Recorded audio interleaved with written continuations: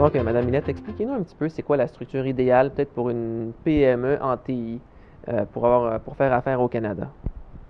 En fait, ce qu'il faut considérer, c'est premièrement que les actionnaires puissent utiliser l'exemption de gain en capital. Donc, il faut que la structure soit optimale à ce niveau-là.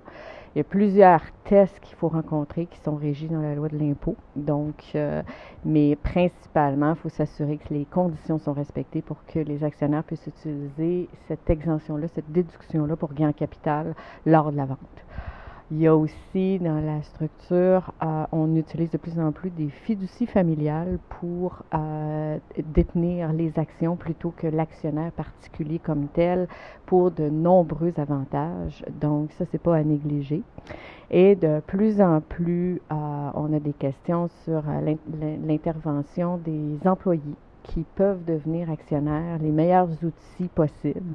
Et ça fait en sorte que la structure peut être optimale et pour les actionnaires qui est entrepreneur et pour les employés qui se sentent beaucoup plus impliqués dans la structure au fil du temps. J'aimerais que vous nous détailliez un petit peu quels sont les avantages, peut-être pour les PME de l'industrie d'éthique au Québec. Peut-être les avantages d'opter pour la recherche et développement pré-compétitive plutôt que de mener tous les travaux de recherche et développement par elle-même. Quels sont les avantages d'opter pour le mode pré-compétitif? En fait, M. Lalonde, les avantages sont multiples au niveau fiscal notamment. Mais ce qui est important de savoir, c'est qu'on doit, dans un premier temps, avoir un partenariat admissible entre deux parties qui n'ont pas de lien de dépendance entre elles et en fait créer un partenariat qui vise à développer une technologie en fait en collaboration entre les deux sociétés pour pousser plus loin souvent la technologie et faire en sorte qu'ultimement les deux partenaires puissent bénéficier des résultats des travaux qui sont faits conjointement.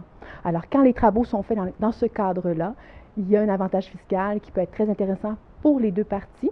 Et je tiens à préciser que l'une partie, évidemment, doit être située au Québec, doit avoir un établissement au Québec, mais également, on peut avoir un partenaire étranger ou une société québécoise, mais qui est contrôlée ultimement par des étrangers. Et c'est ce qui fait en sorte que les avantages fiscaux peuvent être encore plus importants.